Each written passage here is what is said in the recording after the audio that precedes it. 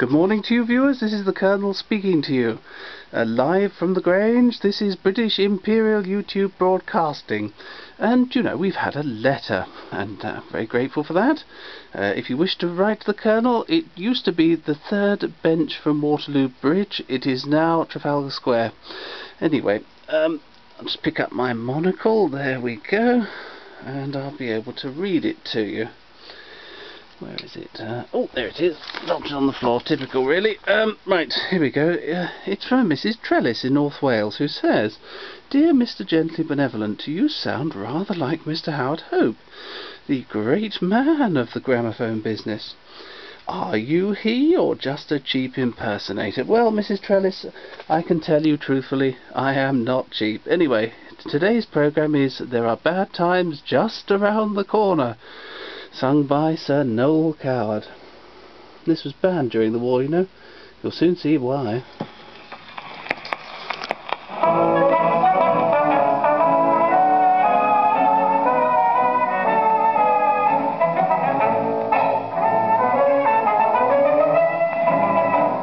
They're out of sorts in Sunderland and terribly cross in Kent.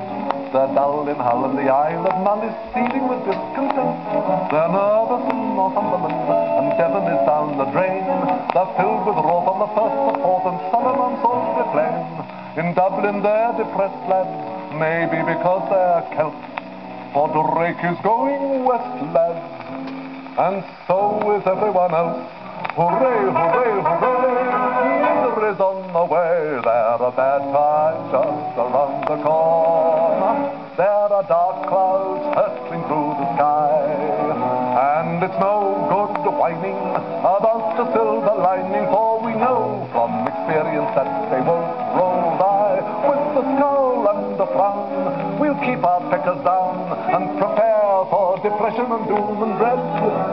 We're going to unpack our troubles from our old kit bag and wait until we drop down dead. There are bad times just around the corner. The horizon's gloomy as can be. The blackbird's over the greyish cliffs of Dover, and the rats are preparing to leave the BBC. We're an unhappy breed, and very bored indeed when reminded of something that Nelson said. And while the press and the politicians nag, nag, nag, we'll wait until we drop down dead.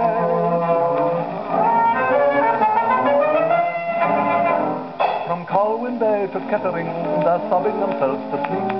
The shrieks and wails in the Yorkshire dales have even depressed the sheep. In rather vulgar lettering, a very disgruntled group have posted bills on the Cotswold Hills to prove that we're in the soup. While begging Kipling's pardon, there's one thing we know for sure: if England is a garden, we ought to have more manure.